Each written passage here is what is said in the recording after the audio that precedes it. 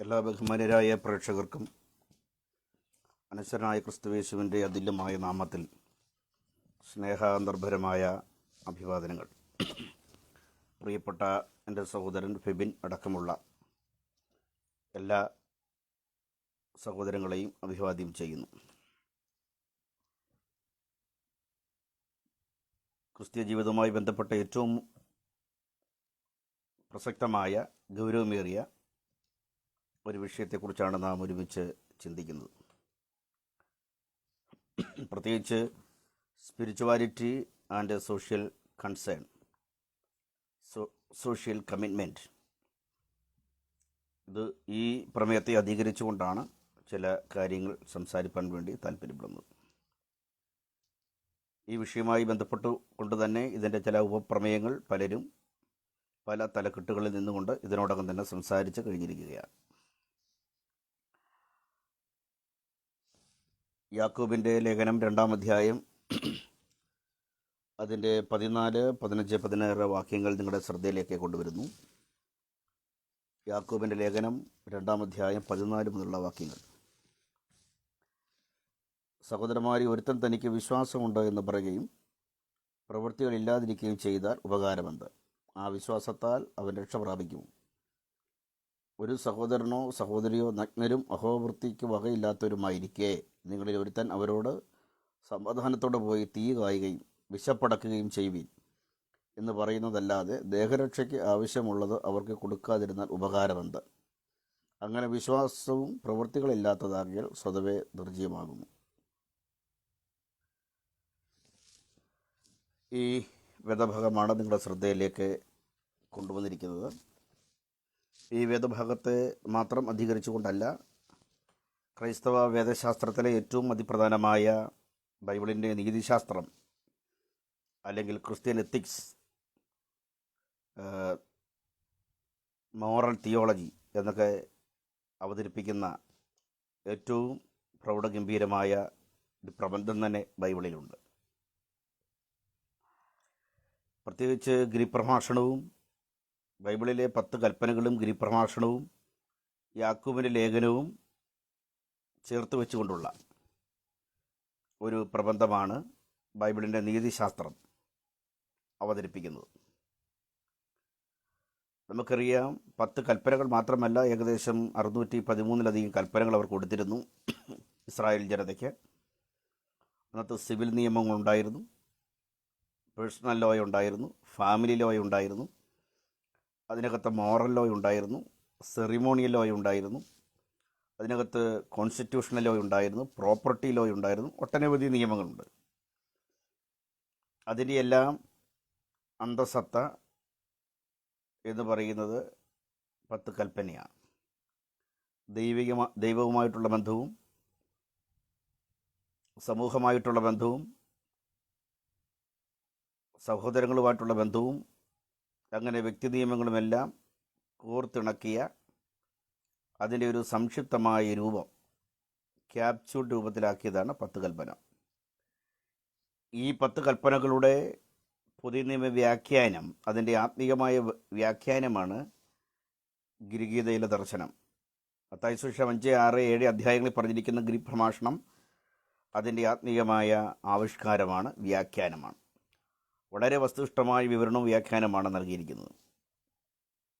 ആ 10 കൽപ്പനകളും ഗിരിപ്രഭാഷണവും യാക്കോബിലെ ലേഖനവും ചേർത്ത് ഒന്നിച്ചുള്ള ഒരു പ്രബന്ധമാണ് ബൈബിളിൻ്റെ ധർമ്മശാസ്ത്രമായും ബൈബിളിൻ്റെ നീതിശാസ്ത്രമായും അവതരിപ്പിച്ചിരിക്കുന്നത്.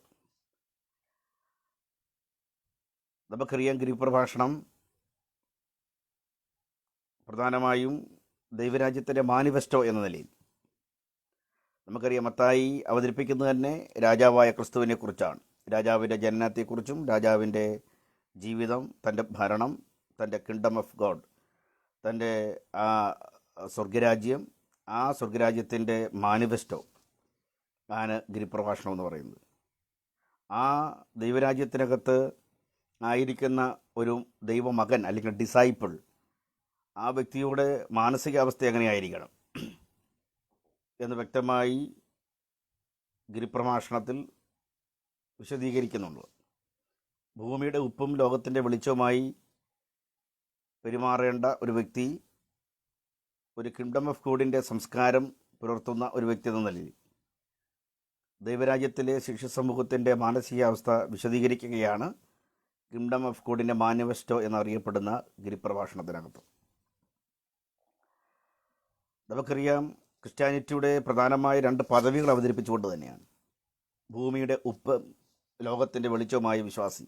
പ്രത്യേകിച്ച് മത്തായി സുവിശേഷം 5-ാം അധ്യായത്തിൽ വിശദീകരിക്കുന്നില്ല. ഞാൻ അതിനെക്കുറിച്ച് അതിലേക്ക് കൂടുതൽ ഊന്നാനല്ല താല്പര്യപ്പെടുന്നത്. ഉപ്പെന്ന് പറയുന്ന ആ കാലഘട്ടങ്ങൾ നമുക്കറിയാം, എല്ലാ കാലഘട്ടങ്ങളിലും രുചിപ്പിക്കുന്നതാണ്. മാത്രമല്ല, ഇന്നത്തെ സാങ്കേതിക സൗകര്യങ്ങൾ ഉണ്ടാകുന്നതിന് മുമ്പ് മാംസാദികളെല്ലാം പ്രിസർവ് ചെയ്യുന്ന, ഇന്നത്തെ റെഫ്രിജറേറ്റർ സംവിധാനം ഒക്കെ ഇല്ലാത്ത കാലഘട്ടങ്ങളിൽ കേടുകൂടാതെ സൂക്ഷിക്കുന്നത് ഉപ്പിനകത്തായിരുന്നു. അങ്ങനെയുള്ള പ്രിസർവേഷൻ ഉണ്ടായിരുന്നു. മുറിവ് ഉണങ്ങാൻ വേണ്ടി ഉപയോഗിക്കുമായിരുന്നു. വളരെ ഒരു രാസപ്രവർത്തന ശക്തി അതിനുള്ളത് കൊണ്ട് വളമായിട്ട് ഉപയോഗിക്കുമായിരുന്നു. ജീർണതകൾ മാറ്റാനൊക്കെ അതിനെ ഉപയോഗിക്കുമായിരുന്നു. അങ്ങനെ വിധങ്ങളായ ഉപയോഗം അതുമായി ബന്ധപ്പെട്ടുണ്ട്. അതുകൊണ്ടാണ് വ്യക്തമായി പറഞ്ഞത്, സൊസൈറ്റിക്ക് തന്നെ കേടുകൂടാതെ സൂക്ഷിക്കുന്ന, ഈ സിസ്റ്റത്തിൻ്റെ ജീർണതയ്ക്ക് വരാതെ സൂക്ഷിക്കുന്ന ഒരു പ്രിസർവേറ്റീവ് സിസ്റ്റം തന്നെയാണ് സഭ, ദൈവമക്കൾ എന്നൊരർത്ഥത്തിലാണ്. ജീർണതയ്ക്കെതിരെയുള്ള പ്രതിരോധ ശക്തി എന്ന നിലയിലുള്ള രാസപ്രവർത്തന ശക്തിയാണ് ഉപ്പ്. ജീർണതയ്ക്കെതിരെ പ്രയോഗിക്കാൻ പറ്റുന്ന, മുറിവുണക്കാൻ പറ്റുന്ന, രുചിപ്പിക്കാൻ പറ്റുന്ന, വളമാകാൻ പറ്റുന്ന തരത്തിലേക്ക് എങ്ങനെയാണ് ശിഷ്യത്വം രൂപപ്പെടുന്നത് എന്ന് വ്യക്തമായി പറയുകയാണ്. ലോകത്തിൻ്റെ വെളിച്ചം എന്ന നിലയിൽ ഫിലിപ്പിയ ലേഖനത്തിൽ വിശദീകരണമുണ്ട് 2-ാം അധ്യായത്തിൽ. നിങ്ങൾ ജ്യോതിസ്സുകളെ പോലെ പ്രകാശിക്കുക. ഭൂമി ഇരുണ്ടു പോകാതിരിക്കാൻ എങ്ങനെയാണ് ഒരു തെരുവ് വിളക്കായി മാറാൻ പറ്റുക, എങ്ങനെയാണ് ഒരു ലൈറ്റ് ഹൗസായി മാറാൻ പറ്റുക, എങ്ങനെയാണ് ഒരു കാവൽ വിളക്കുകളായി മാറാൻ പറ്റുക. എവിടെയെങ്കിലും ഇരുന്നു കൊണ്ട് ആയില്ല, തണ്ടിന്മേൽ ഉയർന്നിരുന്നു കൊണ്ട് എങ്ങനെയാണ് ഒരു നാടിനെ മുഴുവൻ, രാഷ്ട്രത്തെ മുഴുവൻ, കമ്മ്യൂണിറ്റിയെ മുഴുവൻ അത് പ്രകാശമാനമാക്കുന്നത്. വെളിപ്പാട് പുസ്തകത്തിലേക്ക് വരുമ്പോൾ പുതിയ യെരൂശലേം പ്രകാശമുള്ള ഒരു പട്ടണമാണ്, ജാതികൾ അതിലെ വെളിച്ചത്തിൽ നടക്കുമെന്ന് വെളിപ്പാട് പുസ്തകത്തിൽ പറയുന്നുണ്ട്. അങ്ങനെ വളരെ പ്രകാശം നൽകുന്ന തരത്തിലേക്ക് ജീവിതം മാറുന്നതിനെക്കുറിച്ചാണ് പറയുന്നത്. അവിടെയാണ് സോഷ്യൽ കൺസേണിനെ കുറിച്ച്, സ്പിരിച്വാലിറ്റി ആൻഡ് സോഷ്യൽ കമ്മിറ്റ്മെൻറ്റിനെ കുറിച്ച് ഞാൻ വിശദീകരിക്കാൻ വേണ്ടി താല്പര്യപ്പെടുന്നു. അതുകൊണ്ട് 10 കൽപ്പനകളും സെർമൺ ഓൺ ദി മൗണ്ട് പ്രഭാഷണവും യാക്കോബിൻ്റെ ലേഖനവും ഒരുമിച്ച് വരുന്ന, ചേർത്ത് വെച്ചുള്ള ഒരു പാഠഭാഗമാണ് ബൈബിളിൻ്റെ നീതിശാസ്ത്രം അല്ലെങ്കിൽ ക്രിസ്തീയ ധർമ്മശാസ്ത്രം അവതരിപ്പിക്കുന്നത്. യാക്കോബിൻ്റെ ലേഖനത്തിലേക്ക് വരുമ്പോൾ നമുക്കറിയാം, കേവലം ഭക്തിപൂർവമുള്ള ഫെയ്ത്ത് മസ്റ്റ് ബി വർക്കൗട്ട്, വിശ്വാസം എങ്ങനെയാണ് പ്രായോഗികമാക്കുക എന്നുള്ളതാണ്. അപ്പോൾ ഭക്തിപൂർവമായ ജീവിതത്തിന് കേവലം സൈദ്ധാന്തികമായ ബൗദ്ധികമായ അറിവ് മാത്രമല്ല, ഭക്തിപൂർവമായ ജീവിതമാണ് വേണ്ടതെന്ന് വ്യക്തമായി പറയുകയാണ്.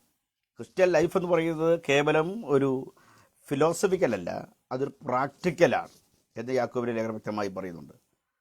ഫെയ്ത്ത് വർക്കൗട്ട് ചെയ്യുക, അത് പ്രായോഗികമാക്കുക. പ്രവർത്തിയാലല്ല രക്ഷ പ്രാപിക്കുന്നത്, വിശ്വസിച്ചാണ് രക്ഷ പ്രാപിക്കുന്നത്. പക്ഷേ വിശ്വസിച്ച് രക്ഷ പ്രാപിച്ചവർ പ്രവർത്തിച്ച് രക്ഷപൂർണ്ണമാക്കേണ്ടതായിട്ടുണ്ട്. രക്ഷയ്ക്കായി പ്രവർത്തിപ്പീൻ എന്ന് ഫിലിപ്പിയ ലേഖനത്തിൽ പറയുന്നു. രക്ഷയ്ക്കായി പ്രവർത്തിപ്പീൻ എന്ന് പറയുന്നുണ്ട്. വക്രതയും കോട്ടമുള്ള തലമുറയുടെ നടുവിൽ നിന്ന് രക്ഷിക്കപ്പെടുവീൻ എന്ന് പറയുന്നുണ്ട്. രക്ഷിക്കപ്പെട്ടവരുടെ വീണ്ടും രക്ഷിക്കപ്പെടാൻ പറയുന്നുണ്ട്. അത് സെപ്പറേഷനുമായി ബന്ധപ്പെട്ടാണ്. ഓർഡോ സാലുട്ടീസ്, രക്ഷയുടെ ക്രമവുമായി ബന്ധപ്പെട്ടുകൊണ്ട് വിശ്വാസത്താൽ നീതീകരണം പ്രാപിച്ച ദൈവമക്കളെ സംബന്ധിച്ച്, രക്ഷിക്കപ്പെട്ടവരെ സംബന്ധിച്ച് ആ രക്ഷ വീണ്ടും വളരെ നീതിപാതകളിലൂടെ സഞ്ചരിച്ച് നീതിഫലം നിറഞ്ഞവരായി പ്രായോഗികമാക്കുക എന്നുള്ളതാണ് യാക്കോബ് അതിനകത്ത് പറയുന്നത്. അതുകൊണ്ട് കേവലം ലൈഫ് ഫിലോസഫിക്കലല്ല, കേവലം തിയറട്ടിക്കലല്ല, പിന്നെങ്ങനെയാണ് അത് പ്രാക്ടിക്കലാണ് എന്ന് യാക്കോബിൻ്റെ ലേഖനം ചൂണ്ടിക്കാണിക്കുന്ന ഒരു വേദഭാഗമാണ്. വിശ്വാസത്തിൻ്റെ പരിശോധനയെക്കുറിച്ച് ആദ്യ ഭാഗങ്ങളിൽ രേഖപ്പെടുത്തിയിട്ട് ആ വിശ്വാസത്തിൻ്റെ സ്വഭാവ സവിശേഷതകൾ യാക്കോബ് വ്യക്തമായി പറയുന്നുണ്ട്. വചനമനുസരിക്കുന്ന വിശ്വാസത്തെക്കുറിച്ച്, അതുപോലെ തന്നെ പ്രവൃത്തിയെ തെളിക്കുന്ന വിശ്വാസത്തെക്കുറിച്ച്, നാവിനെ നിയന്ത്രിക്കുന്ന വിശ്വാസത്തെക്കുറിച്ച്, ജ്ഞാനമുളവാക്കുന്ന വിശ്വാസത്തെക്കുറിച്ച്, താഴ്മയുളവാക്കുന്ന വിശ്വാസത്തെക്കുറിച്ച്, ദൈവാശ്രയമുളവാക്കുന്ന വിശ്വാസത്തെക്കുറിച്ചൊക്കെ 1 മുതൽ 4 വരെയുള്ള അധ്യായങ്ങളിൽ എങ്ങനെയാണ് ഫെയ്ത്ത് നോളജിനെ കൊണ്ടുവരുന്നത്, ഹ്യൂമിലിറ്റിയെ കൊണ്ടുവരുന്നത്, ഹ്യൂമാനിറ്റി വെളിപ്പെടുത്തുന്നത്, ഹ്യൂമിലിയേഷൻ വെളിപ്പെടുത്തുന്നത്, എങ്ങനെയാണ് ലാംഗ്വേജിനെ, ടങ്സിനെ, വാക്കുകളെ എങ്ങനെയാണത് കൺട്രോൾ ചെയ്യുന്നത്, എങ്ങനെയാണത് വർക്ക് തെളിയിക്കുന്നത്. ഫെയ്ത്ത് ഇതിനെക്കുറിച്ചെല്ലാം ഗൗരവമായി യാക്കോബ് വിശദീകരിക്കുന്നുണ്ട്. അപ്പോൾ വിശ്വാസത്തിൻ്റെ പരിശോധനയും വിശ്വാസത്തിൻ്റെ സ്വഭാവ സവിശേഷതകളും വിശ്വാസത്തിൻ്റെ വിജയവും പറഞ്ഞാണ് യാക്കോബ് തൻ്റെ ലേഖനം അവസാനിപ്പിക്കുന്നത്. പ്രധാനമായും ഞാൻ അത്രയും സൂചിപ്പിക്കാനുണ്ടായ കാരണം എന്ന് പറയുന്നത് 10 കൽപ്പനകളും ഗിരിപ്രഭാഷണവും യാക്കോബിൻ്റെ ലേഖനവും കൂടെ ചേർത്ത് വെച്ചിട്ടുള്ള ഒരുമിച്ചുള്ള പ്രബന്ധമാണ് ബൈബിളിൻ്റെ ഡിയോണ്ടോളജി, അല്ലെങ്കിൽ അതിൻ്റെ നീതിശാസ്ത്രം, ബൈബിളിൻ്റെ ധർമ്മശാസ്ത്രം, ക്രിസ്ത്യൻ എത്തിക്സ് എന്ന് പറയുന്നത്. അതുകൊണ്ടാണ് നമുക്കറിയാം, ഓൾഡ് ടെസ്റ്റമെന്റിൽ തന്നെ വളരെ മനോഹരമായിട്ടാണ് നീതികൽപ്പനകൾ, നീതിശാസ്ത്രം അവതരിപ്പിക്കുന്നത്. അനാഥരെ സംബന്ധിച്ച്, വിധവമാരെ സംബന്ധിച്ച്, പരദേശികളെ സംബന്ധിച്ച്, അടിമകളെ സംബന്ധിച്ച് അവരോട് കാണിക്കേണ്ട കരുണ, അനുകമ്പ, സഹാനുഭൂതിയെക്കുറിച്ച് പറയുന്നുണ്ട്. അനാഥരുടെ നീതി നിഷേധിക്കപ്പെടാൻ പാടില്ല, വിധവമാരുടെ നീതി നിഷേധിക്കപ്പെടാൻ പാടില്ല, വന്നു പാർക്കുന്ന പരദേശികളുടെ, സ്ട്രേഞ്ചേഴ്സിൻ്റെ, പ്രവാസികളുടെ നീതി നിഷേധിക്കപ്പെടാൻ പാടില്ല, അടിമകൾക്ക് അർഹമായ അവകാശങ്ങൾ കൊടുക്കുന്ന പ്രത്യേകമായ യഹോവയുടെ പ്രസാദ വർഷം, the lord's acceptable year, jubilee വർഷത്തെക്കുറിച്ചൊക്കെ, വിമോചന സംവത്സരത്തെക്കുറിച്ചൊക്കെ പറയുന്നുണ്ട്. മാത്രമല്ല, ജോലി ചെയ്യിച്ചിട്ട് കൂലി കൊടുക്കാൻ മടിക്കുന്നതിനെതിരെ കടുത്ത വിമർശനം പ്രവാചകന്മാർ ഉന്നയിക്കുന്നുണ്ട്. ദൈവരാജ്യത്തിലെ കൂലി വ്യവസ്ഥ എങ്ങനെയാണ് എന്ന് വ്യക്തമായി പറഞ്ഞുകൊണ്ട്, ഒരിക്കലും നിങ്ങളുടെ നിലകളിൽ നിന്ന് കൊയ്ത്തുകാരുടെ കൂലി നിലവിളിക്കാൻ പാടില്ല. ജോലി ചെയ്തിട്ട് വേതനം കൊടുക്കാതിരിക്കുന്നതിനെതിരെ, കൂലി നിഷേധിക്കുന്നതിനെതിരെ, വേതനം നിഷേധിക്കുന്നതിനെതിരെ എത്ര മനോഹരമായിട്ടാണ് ഒരു അരികുവൽക്കരിക്കപ്പെട്ടവരുടെ അരികു ജീവിതങ്ങളുടെ മനുഷ്യാവകാശ പ്രശ്നങ്ങളെ മനോഹരമായി കൈകാര്യം ചെയ്യുന്നത്. ആ ഓൾഡ് ടെസ്റ്റമെന്റ് നീതിശാസ്ത്രം തന്നെയാണ്. ഗലാത്യലേഖനം 2-9 വാക്യത്തിലൊക്കെ ദരിദ്രരെ ഓർത്തുകൊള്ളണം എന്ന് ഞങ്ങളെ ഉപദേശിച്ചു എന്നൊക്കെ പറയുമ്പോൾ നാം മനസ്സിലാക്കേണ്ട ഒരു വസ്തുത, എത്ര മനോഹരമായിട്ടാണ് ന്യൂ ടെസ്റ്റമെൻറ്റും ആ വിഷയങ്ങളെ കൈകാര്യം ചെയ്യുന്നത് എന്ന് നമ്മൾ മനസ്സിലാക്കേണ്ടതായിട്ടുണ്ട്. പെന്തക്കോസ്തുകാരായി നമ്മെ സംബന്ധിച്ച് വേദപുസ്തകാശയങ്ങളുടെ മൊത്തവിതരണക്കാർ എന്ന അവകാശവാദമാണ് നമ്മൾ നടത്താറുള്ളത്. പരിശുദ്ധാത്മാവിനെ നയിക്കപ്പെടുന്നവർ, ആത്മാവിൻ്റെ ആളുകൾ, ആത്മനിറവിൻ്റെ ആളുകൾ, വേദപുസ്തക സിദ്ധാന്തങ്ങളുടെയും സന്ദേശങ്ങളുടെയും ആശയങ്ങളുടെയും ഒരു ഹോൾസെയിൽ വിതരണക്കാർ എന്ന അവകാശവാദം പുലർത്തുന്ന നമ്മെ സംബന്ധിച്ച് നമ്മുടെ ആത്മീയ വളർച്ച മാറ്റി നിർത്തിയാൽ, ആത്മീയമായി നമ്മുടെ കാര്യപരിപാടികൾ മാറ്റി നിർത്തിയാൽ, കഴിഞ്ഞ കേരളത്തിൻ്റെ, ഇന്ത്യയുടെ പശ്ചാത്തലത്തിൽ കഴിഞ്ഞ 100 വർഷത്തെ പശ്ചാത്തലത്തിൽ നിന്നുകൊണ്ട് നാം സംസാരിക്കുമ്പോൾ, 70 വർഷത്തെ സവിശേഷമായ നമ്മുടെ ചരിത്ര പശ്ചാത്തലത്തിൽ നിന്ന് സംസാരിക്കുമ്പോൾ എത്രത്തോളമാണ് നമ്മുടെ ഇടയിലുണ്ടായ സാമൂഹിക മാറ്റം, സാംസ്കാരികമായ പരിവർത്തനങ്ങൾ നാം ചിന്തിക്കേണ്ടതായിട്ടുണ്ട്.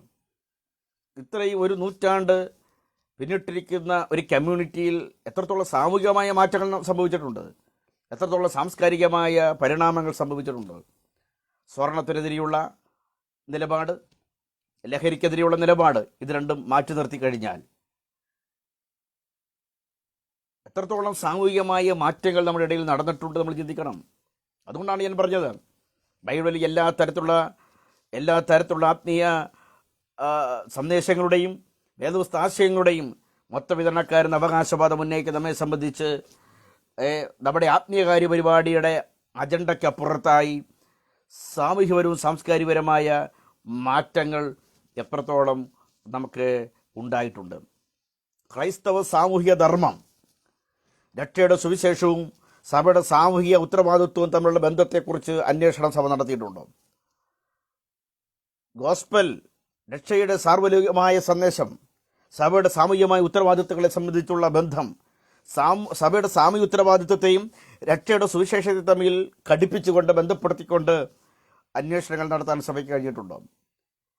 സഭയുടെ ക്രൈസ്തവ സാമൂഹിക ധർമ്മത്തിൻ്റെ വേദാടിസ്ഥാനത്തെ വിശദീകരിക്കാൻ വസ്തുനിഷ്ഠമായ വ്യാഖ്യാനവും വിവരണം കൊടുക്കാൻ സഭയ്ക്ക് കഴിഞ്ഞിട്ടുണ്ടോ എന്നുള്ളതാണ് പ്രസക്തമായി നമ്മൾ ചിന്തിക്കേണ്ട വിഷയമെന്ന് പറയുന്നത്. എന്താണ് ബൈബിൾ മുന്നോട്ട് വെക്കുന്ന ക്രൈസ്തവ സഭയുടെ സാമൂഹിക ധർമ്മത്തിൻ്റെ വേദാടിസ്ഥാനം? യേശു ക്രിസ്തു തൻ്റെ മിഷൻ അജണ്ട അവതരിപ്പിക്കുമ്പോൾ തന്നെ ലൂക്കോസിന്റെ സുവിശേഷം 4-16 മുതൽ വാക്യങ്ങളിൽ പ്രസിദ്ധമായ നസ്രേത്ത് മാനിഫെസ്റ്റോ എന്ന് പറയുന്നൊരു വാക്യമുണ്ട്. ദരിദ്രന്മാരുടെ സുവിശേഷം അറിയിപ്പാൻ യഹോവയുടെ ആത്മാവ് എൻ്റെ മേലുണ്ട്, ബദ്ധന്മാർക്ക് വിടുതൽ, പീഡിതർക്ക് സ്വാതന്ത്ര്യം, കുരുടർക്ക് കാഴ്ച. അവിടെ ഹീലിംഗ് ഉണ്ട്, ലിബറേഷൻ ഉണ്ട്, അവിടെ ലിബർട്ടി ഉണ്ട്, അവിടെ സോഷ്യൽ ചേഞ്ച് ഉണ്ട്, അവിടെ ദരിദ്രന്മാർക്ക് സുവിശേഷമുണ്ട്. അവിടെ എല്ലാം സമഗ്രമാണ് ആ വിമോചന പ്രക്രിയ എന്ന് നമ്മൾ മനസ്സിലാക്കേണ്ടതായിട്ടുണ്ട്. ആ ലൂക്കോസിൻ്റെ സുവിശേഷം 4-ാം അധ്യായം 16-ാം വാക്യം മുതലുള്ള നസ്രയത്ത് മാനിഫെസ്റ്റോ ക്രിസ്തുവിൻ്റെ മിഷൻ അജണ്ട അവതരിപ്പിക്കുമ്പോൾ അത് യെശയ്യാപ്രവചനത്തിൽ നിന്നുള്ള വാക്യമാണ് പള്ളിയിൽ യേശു പ്രധാനമായി ഉദ്ധരിക്കുന്നത്. ആ നസ്രയത്ത് മാനിഫെസ്റ്റോയിൽ തന്നെ, മിഷൻ അജണ്ടയിൽ തന്നെ ക്രൈസ്തവ സാമൂഹ്യ ധർമ്മത്തിൻ്റെ ദൈവശാസ്ത്രം ഉള്ളടക്കം ചെയ്യപ്പെട്ടിട്ടുണ്ട്.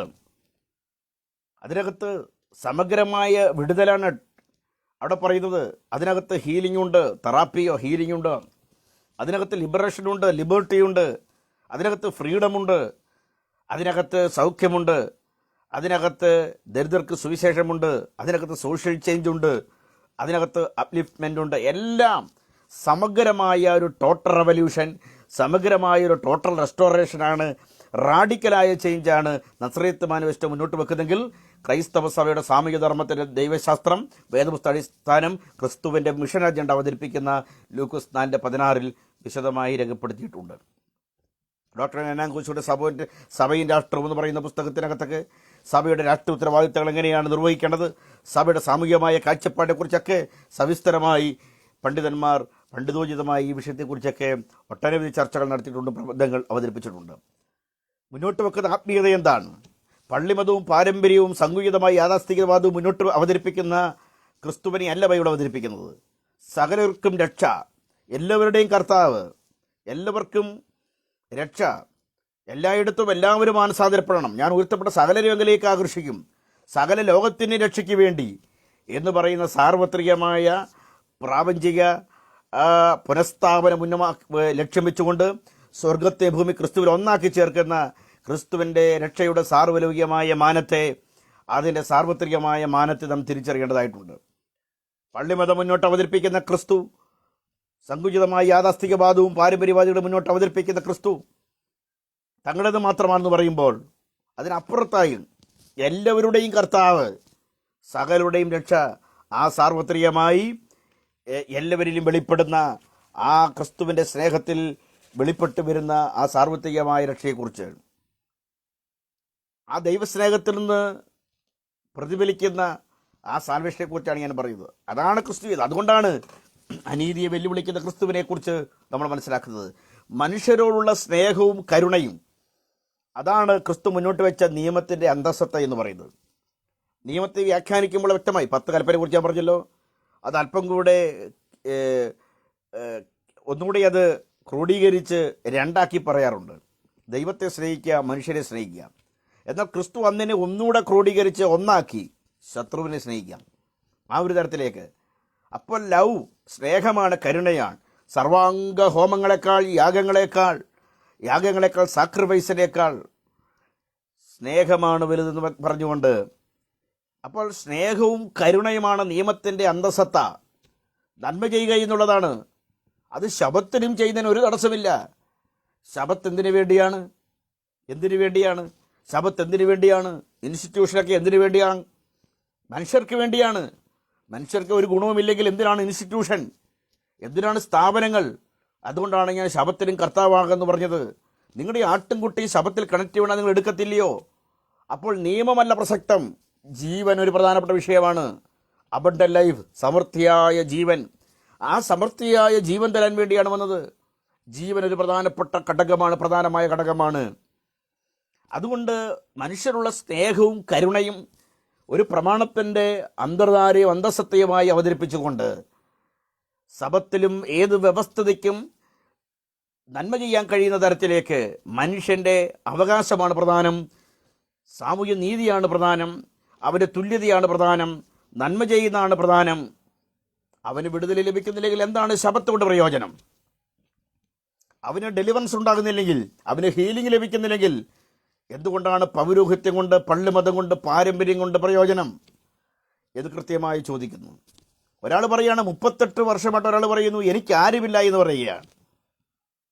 38 വർഷമായിട്ട് ഇവിടെ പള്ളിമതമുണ്ട്, പൗരോഹിത്യമുണ്ട്, ക്ലർജിയുണ്ട്, പ്രീസ്റ്റ്ഹുഡുണ്ട്, ഇൻസ്റ്റിറ്റ്യൂഷനുണ്ട്, എല്ലാമുണ്ട്, മതമുണ്ട്. പക്ഷേ ഒരാൾ പറയുന്നു എനിക്കാരുമില്ല, 38 വർഷമായിട്ട് എനിക്ക് ആരുമില്ല എന്നൊരാൾ പറയുമ്പോൾ എത്രത്തോളം ആ ആൾ മതത്തിനപ്പുറത്താണ്, ആ ആൾ എത്രത്തോളം മതത്തിന് വെളിയിലാണ് എന്ന് നമ്മൾ മനസ്സിലാക്കണം. അവിടെയാണ് ആ ആളിന് ക്രിസ്തു അവിടെ സഹായകനായും രക്ഷകനായും വരുന്നത്. ക്രിസ്തു മുന്നോട്ട് വെക്കുന്ന ഒരു മാനവർക്ക് വേണ്ടി അവതരിപ്പിക്കുന്ന പുത്തൻ ദാരിദ്ര്യ രേഖ ഏതാണ്? നസ്രയത്ത് മാനിഫെസ്റ്റോ ഏതാണ്? മനുഷ്യരുള്ള സ്നേഹവും കരുണയുമാണ് പ്രധാനമായ ഒരു വിഷയം. അതുകൊണ്ട് തന്നെയാണ് അനീതിയെ വെല്ലുവിളിച്ചത്. അതുകൊണ്ട് തന്നെയാണ് അഴിമതി എതിർത്തത്. എവിടെ? പള്ളിയിൽ കയറിയപ്പോൾ സംഭവിച്ചത്. അതുകൊണ്ട് തന്നെയാണ് തൻ്റെ വിമോചന പ്രക്രിയയുടെ രൂപരേഖ ലൂക്കോസ് 4:16 ഞാൻ സൂചിപ്പിച്ച പീഡിതരുടെ വിമോചനം അവതരിപ്പിച്ചുകൊണ്ട്, ദൈവത്തിൻ്റെ സമഗ്ര വിമോചന ദൗത്യം അവതരിപ്പിച്ചുകൊണ്ട് ഈശോടെ അവതരിപ്പിക്കുന്നു. നിങ്ങൾക്കറിയാം, 3 ലോക രാജ്യങ്ങളിലെല്ലാം കടുത്ത പട്ടിണിയും ദാരിദ്ര്യവും പ്രതിസന്ധികളും നിലനിൽക്കുന്ന, പോഷകാഹാരത്തിൻ്റെ കുറവ്, ആരോഗ്യപരമായ പ്രശ്നങ്ങൾ, ആരോഗ്യ സംരക്ഷണം ഒരു പ്രശ്നമാണ്, എഡ്യൂക്കേഷൻ ഒരു പ്രശ്നമാണ്. അത് 3 ലോക രാജ്യങ്ങളിൽ മാത്രമല്ല, ആഫ്രിക്കൻ രാജ്യങ്ങളിൽ ഒക്കെ നിലനിൽക്കുന്ന വലിയ വലിയ കൊടിയ പട്ടിണികൾ, ദാരിദ്ര്യങ്ങൾ, പ്രതിസന്ധികളൊക്കെ നിലനിൽക്കുന്ന ഒരു സാഹചര്യം, ഒരു പശ്ചാത്തലത്തിലാണ് ഈ ലൂക്കോസിന്റെ സുവിശേഷം 4:16 വാക്യത്തിലെ ക്രിസ്തുവിൻ്റെ പീഡിതരുടെ വിമോചന പ്രഖ്യാപനം, ആ മനുഷ്യാവകാശ പ്രകടന പത്രിക, വിമോചന പ്രക്രിയയുടെ രൂപരേഖ നാം വിശദീകരിക്കുന്നത്.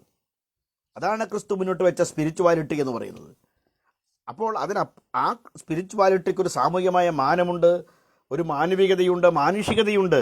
ആ ഹ്യൂമൻ ഫേസ് ഉള്ള ഒരു ഒരു ഒരു ഒരു സുവിശേഷ സന്ദേശമാണ് മുന്നോട്ട് വെച്ചത്. ക്രിസ്തുവിൽ തന്നെ, ആ ജഡാവതാരത്തിൽ തന്നെ ദൈവിക ഭാവം മാത്രമല്ല മാനുഷിക ഭാവം കൂടിയുണ്ട്. തൻ്റെ ഹൈപ്പോസ്റ്റാറ്റിക് യൂണിയൻ അതാണ്.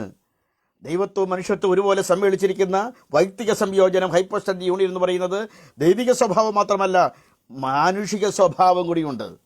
അത് നമ്മൾ കാണിക്കണം. സ്പിരിച്വാലിറ്റി എന്ന് പറയുന്നത് അങ്ങനെ ഉൾവലിഞ്ഞു നിൽക്കുന്ന, വളരെ അന്തർമുഖത്വമുള്ള, കേവലം ഒരു സിദ്ധാന്തപരമായ സംജ്ഞയ്ക്കപ്പുറത്തായി മാനുഷിക സ്വഭാവമുള്ള ക്രിസ്തീയ സ്വഭാവത്തിൻ്റെ പൂർണ്ണത വെളിപ്പെടുന്ന തരത്തിലേക്ക് ഒരു മനുഷ്യമുഖമുള്ള ഇടപെടൽ ഇതിനകത്തുണ്ട് എന്ന് നമ്മൾ സഭ മനസ്സിലാക്കണം. സഭ മറന്നുപോയ ഒരു വിഷയമാണ്. സഭയുടെ ആത്മീയ പരിപാടികൾക്ക് അപ്പുറത്തായി എങ്ങനെയാണ് മനുഷ്യരുമായി സംവദിക്കാൻ കഴിയുന്ന തരത്തിലേക്ക് സുവിശേഷത്തെ സാംസ്കാരികമായി വിനിമയം ചെയ്യാൻ സഭയ്ക്ക് കഴിയാതെ പോയതിൻ്റെ വലിയൊരു പിഴവാണ് ചൂണ്ടിക്കാണിക്കുന്നത്. വ്യത്യസ്തമായ സന്ദേശമല്ല പൗലോസ് തൻ്റെ ആത്മീയത തൻ്റെ ദൈവശാസ്ത്രത്തിൽ അവതരിപ്പിക്കുമ്പോൾ സോൾഡാരിറ്റി തന്നെയാണ്. ആദിമസഭയുടെ, ഏർലി ക്രിസ്ത്യാനിറ്റിയുടെ, ആദിമസഭയുടെ അപ്പോസ്തല പ്രവർത്തനം 32 വർഷത്തെ സഭയുടെ എലിമെൻ്ററി ചർച്ചിൻ്റെ ചരിത്രം അവതരിപ്പിക്കുമ്പോൾ ആ സഭ ഒരു ഷെയറിംഗ് കമ്മ്യൂണിറ്റി ആയിരുന്നു, കെയറിംഗ് കമ്മ്യൂണിറ്റി ആയിരുന്നു, ഒരു ഡയറിംഗ് കമ്മ്യൂണിറ്റി ആയിരുന്നു. സ്വന്തമെന്ന് ആരും പറഞ്ഞില്ല.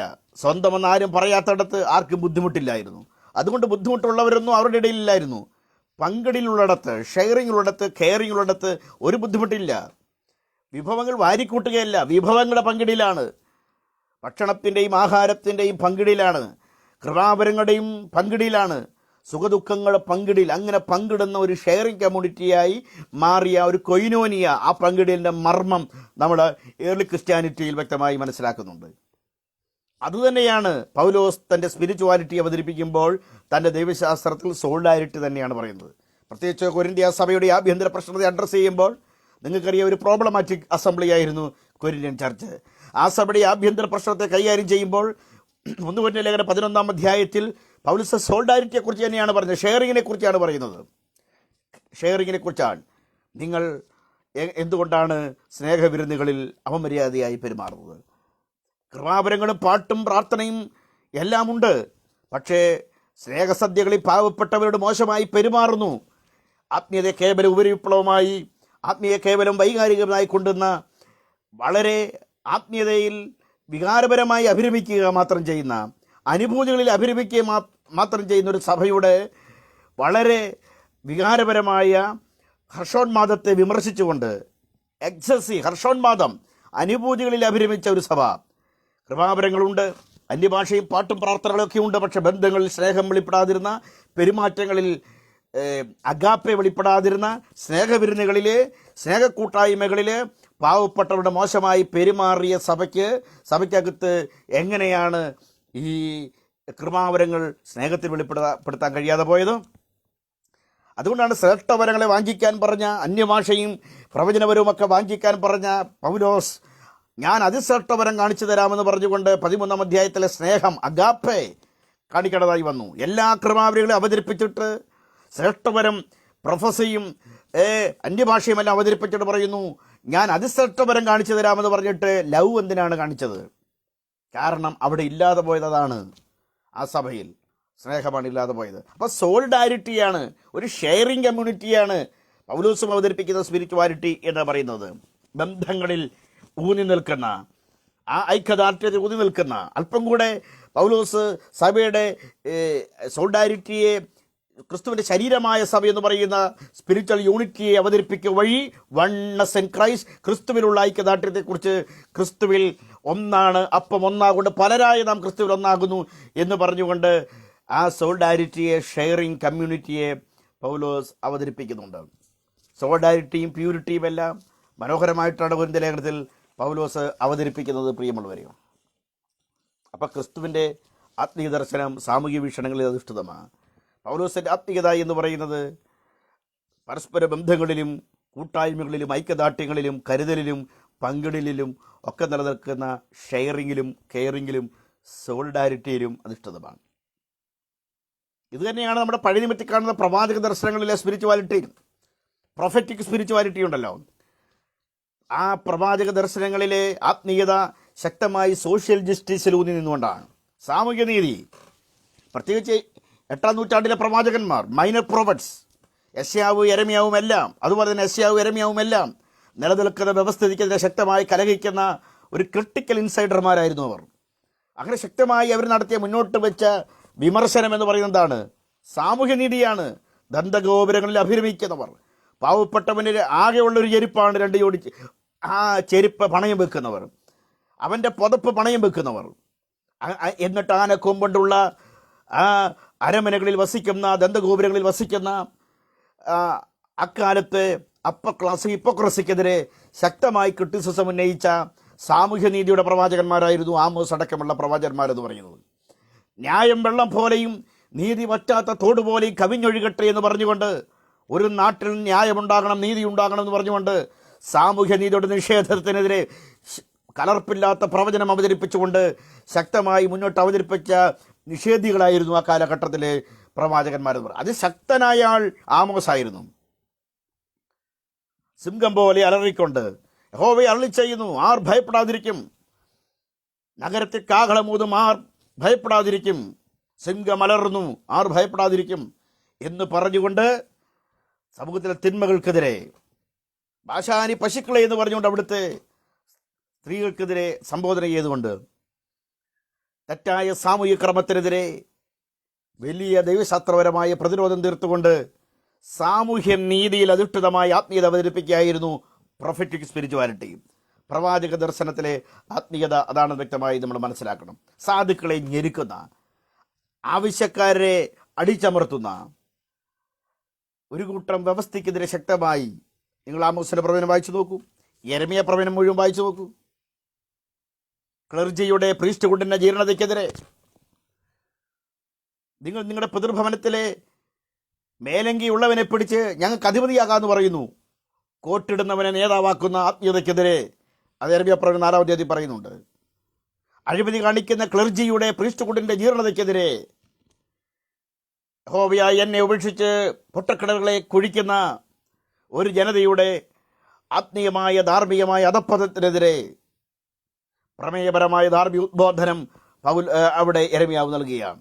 ഞാൻ നിങ്ങളെ വിശിഷ്ടമുന്തിരിയുടെ തയ്യായി നട്ടിരിക്കെ കാട്ടുമുന്തിരി ഇവിടെ തയ്യായി തീർന്നെങ്ങനെ വജ്രമന കൊണ്ടും ഇരുമ്പെഴുത്ത് ആണികൊണ്ടും മായാത്ത പാപം എഴുതി വച്ചിരിക്കുന്ന ഒരു ജനതയുടെ ധാർമ്മികമായ തകർച്ചയ്ക്കും അധപ്പതനത്തിനുമെതിരെ ശക്തമായി അവർ പറയുകയാണ്. യെശയ്യാവും ഒക്കെ അങ്ങനെയാണ്. യെശയ്യാവും യെരമ്യാവും യഹസ്കേലും ചുവര് തുരന്ന് നോക്കുമ്പോൾ കാണുന്ന മ്ലേച്ഛതയാണ്.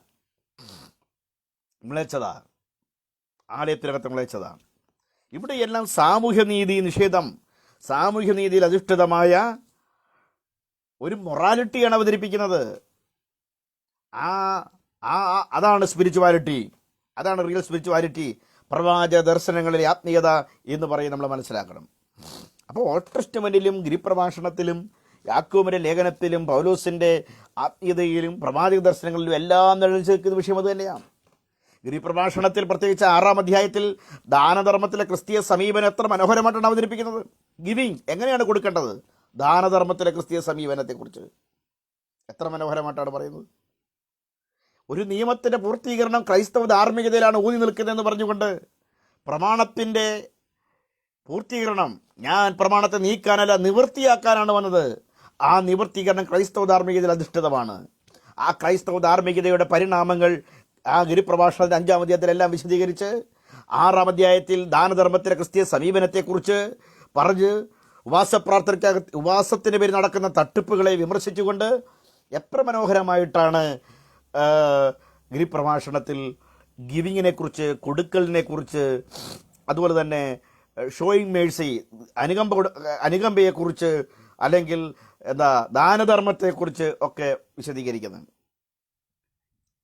അവതരണ ശൈലി വ്യത്യാസമുണ്ടെങ്കിലും, പ്രസൻറ്റേഷനിൽ വ്യത്യാസമുണ്ടെങ്കിലും, അതിൻ്റെ രീതിശാസ്ത്രത്തിൽ വ്യത്യാസമുണ്ടെങ്കിലും, ഇവരെല്ലാം മുന്നോട്ട് വെച്ച ദർശനങ്ങളിലെ ആത്മീയത എന്ന് പറയുന്നത് പ്രിയമുള്ളവരെ സാമൂഹിക നീതിയിൽ അധിഷ്ഠിതമാണ്, മൊറാലിറ്റിയിൽ അധിഷ്ഠിതമാണ്.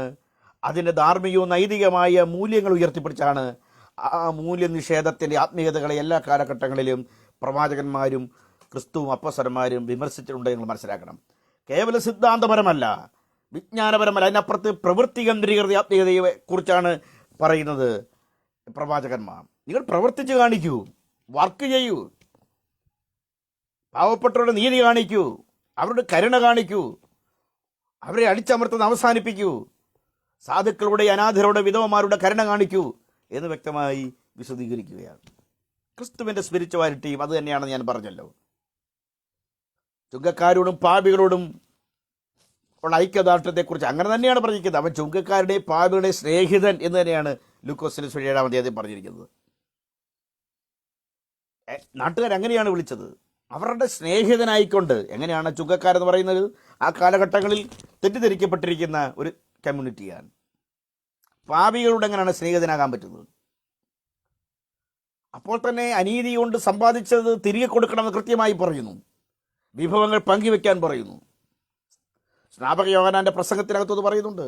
കൈക്കൂലി വാങ്ങിക്കരുത്, ശമ്പളം മാത്രം മതിയെന്ന് വെക്ക് എന്ന് പറഞ്ഞുകൊണ്ട് സ്നാപക യോഹന്നാന്റെ കിങ്ഡം ഓഫ് ഗോഡിനെ കുറിച്ചുള്ള തൻ്റെ സ്പീച്ചിനകത്തും ഈ മൊറാലിറ്റി ഉയർത്തി കാണിക്കുന്നുണ്ട്. ക്രിസ്തുവും അത് തന്നെയാണ്. ക്രിസ്തു മുന്നോട്ട് വെച്ച കിങ്ഡം ഓഫ് ഗോഡിൻ്റെ അകത്തും ഈ സാമൂഹ്യ നീതിയുടെ ധർമ്മം ആണ് അവതരിപ്പിക്കുന്നത്. അതുകൊണ്ടാണ് ചുങ്കക്കാരുടെയും പാപിയുടെയും സ്നേഹിതനാകാൻ പറ്റുന്നത്. നല്ല ശമരിയക്കാരൻ്റെ ഗുഡ് സമരിറ്റിൻ്റെ കഥ അവതരിപ്പിക്കുക വഴി നമുക്കറിയാം യഹൂദ മത നേതൃത്വത്തിൻ്റെ ആത്മീയ പാപ്പരത്തെ തുറന്നു കാണിക്കുന്നു. ഒരു പ്രയോജനമില്ലാത്ത പ്രീസ്റ്റ്ഹുഡ്, ലേവ്യ മതത്തെ കൊണ്ട് ആർക്കും ഒരു ഗുണമില്ല. പുരോഹിതൻ ചെയ്യാത്തത് ലേവ്യൻ ചെയ്യുമോ? കണ്ടിട്ട് കാണാതെ പോകുന്ന പള്ളി മതത്തിൻ്റെ, ക്ലർജിയുടെ, പൗരോഹിത്യ മതത്തിൻ്റെ ആത്മീയമായ പൊള്ളത്തരം, പാപ്പരത്വം. എന്നിട്ട് മുറിവേറ്റവൻ, ബഹിഷ്കരിക്കപ്പെട്ടവൻ, പുറന്തള്ളലിന് വിധേയമായവൻ, ആ പുറന്തള്ളൽ രൂപങ്ങളെ, ബഹിഷ്കരിക്കപ്പെട്ടവരെ, മാർജിനലൈസ് ചെയ്യപ്പെട്ടവരെ എങ്ങനെയാണ് എണ്ണയും വീഞ്ഞും പകർന്നുകൊണ്ട് വെച്ച് കെട്ടി അവരെ അഡോപ്റ്റ് ചെയ്യുന്ന ഒരു പുതിയ വീണ്ടെടുപ്പിൻ്റെ ദൈവശാസ്ത്രം അവതരിപ്പിക്കുക വഴി പ്രിയമുള്ളവരെ, ഇതാണ് ശമരിയക്കാരൻ. നമ്മൾ യേശുക്രിസ്തു ശമരിയക്കാരെന്ന് പ്രസംഗിക്കും. അവിടെ യേശുക്രിസ്തു ശമരിയക്കാരനെന്നല്ല പറയുന്നത്, നിങ്ങളതുപോലെ ആകണം, ആശ്രയനെ പോലെ ആകണം എന്നാണ് പറയുന്നത്. നിങ്ങൾ ആകണം, നിങ്ങളതുപോലെ ആകണം എന്നാണ് പറയുന്നത്. നിങ്ങളതുപോലെ ആയിരിക്കണം എന്നാണ് പറയുന്നത്. കനാനി സ്ത്രീയുടെയും ശതാദീപൻ്റെയും ഒക്കെ വിശ്വാസത്തെ പ്രകീർത്തിച്ചുകൊണ്ട് യഹൂദരല്ലാത്തവർക്കും യഥാർത്ഥ വിശ്വാസമുണ്ടെന്ന് ലൂക്കോസ് 7 പറയുന്നുണ്ടല്ലോ. യഹൂദനതൊന്നും പിടിക്കത്തില്ല. ഇസ്രായേലിൽ പോലും ഇങ്ങനെ വിശ്വാസം ഞാൻ കണ്ടിട്ടില്ല എന്ന് പറഞ്ഞുകൊണ്ട് യഹൂദരല്ലാത്തവർക്ക് യഥാർത്ഥ വിശ്വാസമുണ്ട് എന്ന് പറഞ്ഞുകൊണ്ട് കുത്തക എങ്ങനെയാണ് യേശു പൊളിക്കുന്നത്?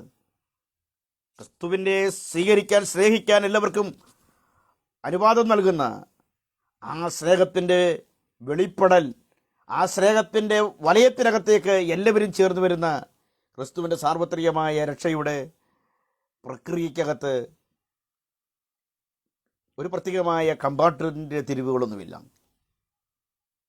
അതുകൊണ്ട് തന്നെ അസമത്വം അനാത്മീയതയുടെ ഭാഗമാണ് എന്നുള്ളൊരു തിരിച്ചറിവ് ക്രിസ്തു മുന്നോട്ട് വെച്ച സ്പിരിച്വാലിറ്റിയുടെ ഒരു പ്രത്യേകതയാണ് പ്രിയമുള്ളവരെ.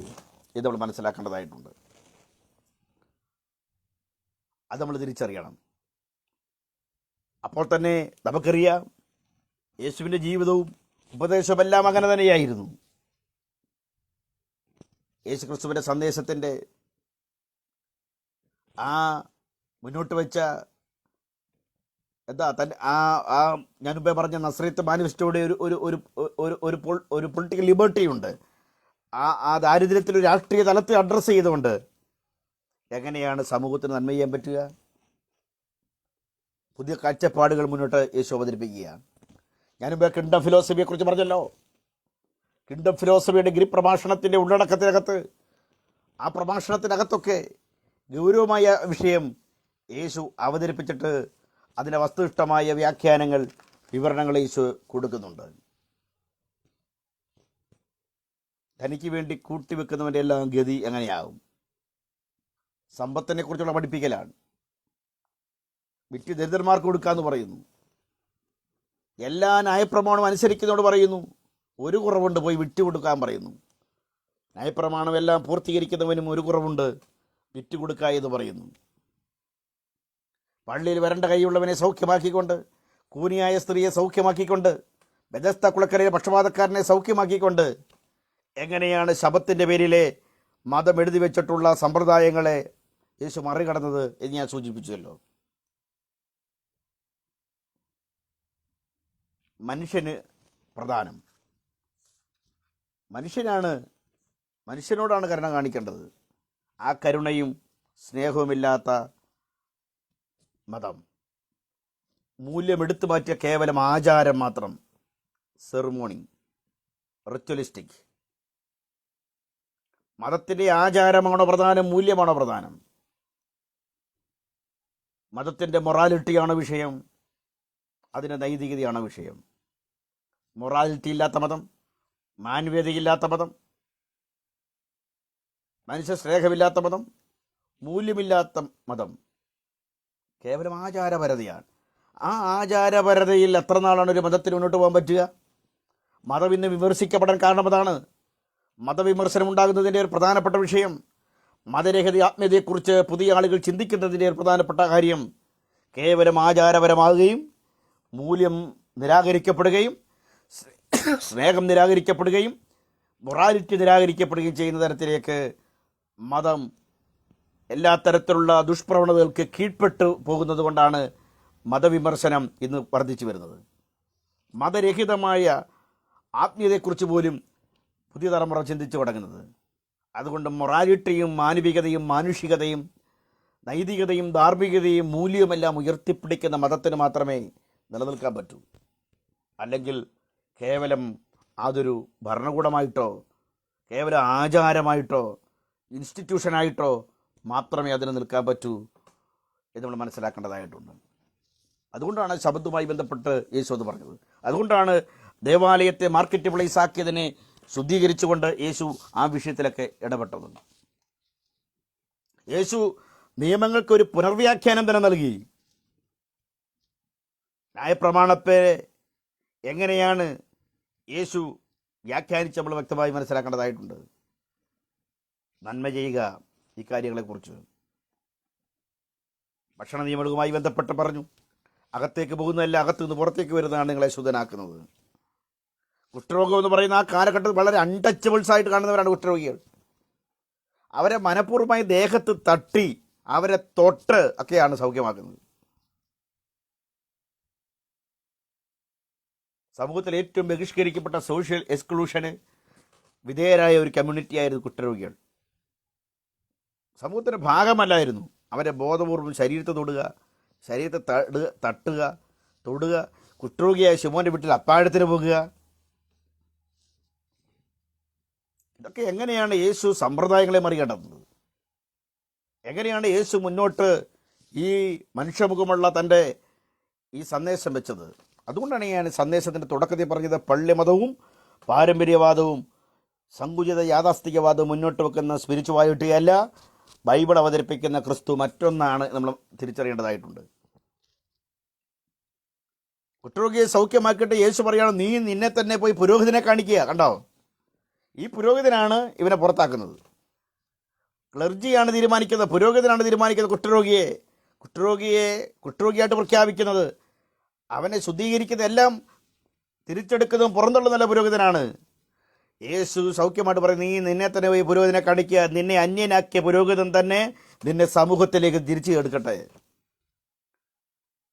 നിന്നെ പുറന്തള്ളിയ പുരോഹിതൻ തന്നെ നിന്നെ സൊസൈറ്റിയിലേക്ക് തിരിച്ചു ചേർക്കട്ടെ. പൗരോഹിത്യത്തിനെതിരെ എത്ര കടുത്ത നിലപാടാണ് യേശു എടുത്തത്, ഇതോട് മനസ്സിലാക്കണം. പുറന്തള്ളാൻ മാത്രമല്ല പൗരോഹിത്യം, തിരിച്ചെടുക്കാൻ കൂടിയാണ്. വീണ്ടെടുപ്പാ, ദത്തെടുപ്പാണ്, അഡോപ്ഷനാണ്, സ്വീകരണമാണ്, റെസ്റ്റോറേഷനാണ്. അല്ലാതെ പുറന്തള്ളലിന് മാത്രമല്ല, ബഹിഷ്കരിക്കാനല്ല പൗരോഹിത്യം. നിന്നെ അന്യനാക്കിയ പുരോഹിതൻ തന്നെ നിന്നെ സമൂഹത്തിലേക്ക് ഉൾച്ചേർക്കട്ടെ. അതുപോലെ തന്നെയായിരുന്നല്ലോ രക്തസ്രാവക്കാരിയായ സ്ത്രീ. അങ്ങനെയുള്ള ആൾക്കൂട്ടത്തിൽ വരാൻ പറ്റില്ല, റവിമാരെ തൊടാൻ പറ്റില്ല. എങ്ങനെയാണ് ഇങ്ങനെയുള്ള വളരെ ഹെവി ബ്ലീഡിംഗ് ഉള്ള സ്ത്രീയെ അല്ലെങ്കിൽ പ്രസവശ്രവണമുള്ള സ്ത്രീയെ എങ്ങനെ കൈകാര്യം ചെയ്യണമെന്നൊക്കെ ലോ പറയുന്നുണ്ട് ഓൾഡ് ടെസ്റ്റ്മെന്റിൽ. പക്ഷേ രക്തസ്രാവക്കാരി യേശുവിനെ തൊടുന്നു, യേശു ശവത്തെ തൊടുന്നു, മഞ്ചത്തെ തൊടുന്നു, യേശു കുഷ്ഠരോഗിയെ തൊടുന്നു. ഈ സൗഖ്യദായക ശുശ്രൂഷ തെറാപ്പിയോ, ഈ സൗഖ്യദായക ശുശ്രൂഷ എന്ന് പറയുന്നത് കമ്പാഷനാണ്. നിങ്ങൾ വായിച്ചു നോക്കൂ, മനസ്സലിഞ്ഞ് കുഷ്ഠരോഗിയെ തൊട്ടു. പുരുഷാരത്തെ ചിന്നിവനും ചിതറിയവരെ കണ്ടിട്ട് മനസ്സലിഞ്ഞ് അവർക്ക് അപ്പം കൊടുത്തു. അവിടെ എല്ലാം മനസ്സലിവിനെ കുറിച്ച് പറയുന്നുണ്ട്. കമ്പാഷൻ, ഉത്കടമായ കമ്പാഷനും അനുകമ്പയാണ്, സഹാനുഭൂതിയാണ് ഇത് ചെയ്യാൻ പ്രേരിപ്പിച്ചത്. ഏത്? ഈ സൗഖ്യദായക ശുശ്രൂഷ ചെയ്യാൻ, പിറക്കൾ ചെയ്യാൻ പ്രേരിപ്പിച്ചത് കമ്പാഷനാണ്. ഇതാണ് സഭയുടെ സാമൂഹിക ധർമ്മം. സൊസൈറ്റിയോട് തോന്നേണ്ടത് സഭയ്ക്ക് കമ്പാഷനാണ്. രക്തസ്രാവക്കാരിയെ സ്ത്രീ, തികച്ചും സ്ത്രീവിരുദ്ധമായ ഒരു സമൂഹത്തിലാണ് നമ്മൾ ജീവിച്ചത്. പൗരോഹിത്യ മേൽക്കോയ്മ, പുരുഷാധിപത്യ മേൽക്കോയ്മ ഒക്കെ നിലനിൽക്കുന്ന ഒരിടം. അവിടെ എത്ര മനോഹരമായിട്ടാണ് യേശു ആ വിഷയത്തെ കൈകാര്യം ചെയ്യുന്നത്. സ്ത്രീ വിഷയങ്ങളൊക്കെ ശബരിമല കാല വിഷയങ്ങളിൽ നമ്മൾ ചർച്ച ചെയ്തതാണ്. ജീവശാസ്ത്രപരമായ ഘടകങ്ങളുടെ പേരിൽ പോലും മാറ്റി നിർത്തൽ അയിത്തത്തിന് തുല്യമാണ്, ക്രിമിനൽ കുറ്റമാണെന്ന് കോടതി പറഞ്ഞതാണ്. അതിനൊക്കെ എത്രയോ മുമ്പാണ് ഒരു ഘടകത്തിൻ്റെ പേരിൽ പോലും മാറ്റി നിർത്തപ്പെടാൻ പാടില്ല എന്ന് പറഞ്ഞുകൊണ്ട് മതവും പൗരോഹിത്യവും പള്ളിമതവും പുരുഷാധിപത്യവും എല്ലാം കീഴ്പ്പെടുത്തിയ ഒരു സ്ത്രീയെ എങ്ങനെയാണ് യേശു ലിബറേറ്റ് ചെയ്ത് നമ്മൾ മനസ്സിലാക്കുന്നുണ്ട്. ശവത്തെ തൊടാനൊന്നും റബിക്ക് അനുവാദമില്ല. മഞ്ചത്തെ തൊട്ടുകൊണ്ട്, ബാലയുടെ കൈക്ക് പിടിച്ചുകൊണ്ട് ഒക്കെ എങ്ങനെയാണ് സ്നേഹം കൊണ്ട്, ഇത് ലവാണ്, കരുണയാണ്. ചതവുപ്പയും തുളസിയും ജീരകവും 10 പതാരം കൊടുക്കുന്നവിടെ പറയുന്നത് ഇതൊക്കെ ചെയ്തിട്ട് നിങ്ങൾ കരുണയും സ്നേഹവും വിട്ടുകളഞ്ഞാൽ എന്ന് പറയുന്നുണ്ട്. പരീക്ഷ മതത്തിനെതിരെ പറയുന്നുണ്ട്, ഇതൊക്കെ ചെയ്യുന്നു ആചാരപരത മാത്രം, സിദ്ധാന്തങ്ങൾ മാത്രം, പക്ഷേ സ്നേഹവും കരുണയെല്ലാം വിട്ടുകളയുന്നു. അതാണ് യേശു വ്യക്തമായി പറയുന്നത്. അങ്ങനെയാണ് സ്ത്രീയുടെ സമൂഹത്തിലെ സ്റ്റാറ്റസിനെ കുറിച്ച്, ആരോഗ്യപരമായ സ്ത്രീ പുരുഷ ബന്ധങ്ങളുമായി ബന്ധപ്പെട്ട് മാന്യമായ സ്ഥാനം സ്ത്രീക്ക് അവതരിപ്പിച്ചുകൊണ്ട് ഒക്കെ യേശു ആ കാര്യങ്ങൾ പറയുന്നത്. അഭിനയക്കാരായ, പ്രകടനപരതയിലും ആചാരപരതയിലും മാത്രം മുന്നോട്ട് പോയ ഹിപ്പോക്രൈറ്റുകളായ പരീശന്മാർ ടൈത്ത് കൊടുക്കുന്നുണ്ട്, എല്ലാ കാര്യങ്ങളും ചെയ്യുന്നുണ്ട്. അങ്ങാടിയിൽ വന്ദനവും പള്ളിയിൽ മുഖ്യാസനവും റവിമാരെന്ന് വിളിക്കുന്നവർ ഇഷ്ടപ്പെടുന്നു. അങ്ങനെയുള്ള കേവലം വെച്ചുകെട്ടുകാരായിരുന്നു അങ്ങനെയുള്ള പകൽമാന്യന്മാരായിരുന്നു അവർ. പക്ഷേ ന്യായം, കരുണ, സ്നേഹം, പാവപ്പെട്ടവരുള്ള പെരുമാറ്റം ഇതെല്ലാം കളഞ്ഞ ഒരു തരത്തിലുള്ള ഒരു ആത്മീയതയുടെ ഒരു കപട ആത്മീയതയുടെ വക്താക്കളായി അവർ മാറി. പ്രിയമുള്ളവരെ, അതുതന്നെയാണ് എക്ലീഷ്യ, അതുതന്നെയാണ് സഭയെന്ന് പറയുന്നത്. യേശു മുന്നോട്ട് വെച്ച ആ ആശയം അത് തന്നെയാണ്.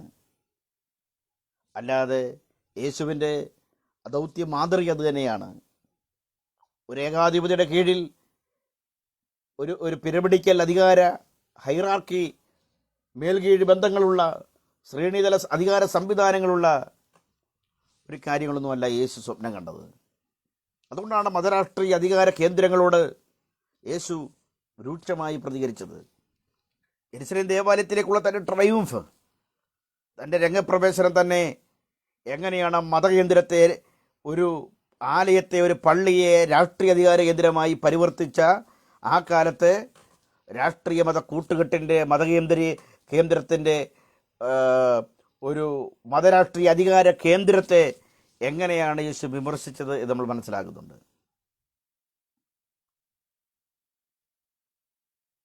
നിങ്ങൾ മാർക്കറ്റ് പ്ലേസ് ആക്കി മാറ്റരുത്. ദൂരെ നിന്ന് വരുന്നവർ ആടിനെ ഒന്നും കൊണ്ടുവരണ്ട, ഇവിടെ വന്ന് വിലയ്ക്ക് വാങ്ങിച്ച് ആടുപാടുകളെ അർപ്പിച്ചാൽ മതി. നിങ്ങളുടെ പണം വിടാൻ പറ്റത്തില്ല, അത് നിങ്ങളുടെ കൈസർമാരുടെ ചിഹ്നമുള്ളതാണ്. അറ്റോൺമെൻറ്റ് മണി ആലയത്തിൽ വെച്ച് മാറണം. നിങ്ങളുടെ നാണയവും ഇവിടുത്തെ നാണയമായിട്ട് എക്സ്ചേഞ്ച് ചെയ്തിട്ട് ആലയത്തിൻ്റെ നാണയം വേറെയാണ്. അങ്ങനെയാണ് മണി എക്സ്ചേഞ്ച് അവിടെ ഉള്ളത്. പുരോഹിതന്മാർ ചീട്ടെഴുതി കൊടുക്കും, സർട്ടിഫൈ ചെയ്യും. ഊനമില്ലാത്ത ആട്, മൃഗങ്ങൾ കൈക്കൂലി വാങ്ങിച്ചുകൊണ്ട് കമ്മീഷൻ പറ്റിക്കൊണ്ട് ഊനമുള്ളതിനെ അർപ്പിക്കുന്നു. ചാകറായനെ പെട്ടെന്ന് ചീട്ടെഴുതി കൊടുത്ത് വേഗത്തിൽ കൊണ്ട് അർപ്പിക്കുന്നു. മലാക്കി കൃത്യമായി വിമർശിക്കുന്നുണ്ട്. മലിനഭോജനം അർപ്പിക്കുന്നു. കണ്ണുപൊട്ടിയതിനെയും മുടന്തിയതിനെ നിങ്ങൾ അർപ്പിക്കുന്നു. മലിനഭോജനം അർപ്പിക്കുന്നതിനേക്കാൾ നല്ലത് ആലയത്തിൻ്റെ വാതിൽ അടഞ്ഞു കിടക്കുന്നതാണ്. മലാക്കി 1:10 പറയുന്നുണ്ട്. ദൈവത്തിന് വെറുതെ തീ കത്തിക്കുന്നതിനേക്കാൾ, അന്യാഗ്നി കത്തിക്കുന്നതിനേക്കാൾ നല്ലത്, മലിനഭോജനം അർപ്പിക്കുന്നതിനേക്കാൾ നല്ലത് ആലയത്തിൻ്റെ വാതിൽ അടച്ചിരുന്നെങ്കിൽ കൊള്ളായിരുന്നു എന്ന് മലാക്കി 1:10 പറയുന്നുണ്ട്. അവിടെ ആരാധനയേക്കാൾ നല്ലത് വാതിൽ അടഞ്ഞു കിടക്കുന്നത് തന്നെയാണ്.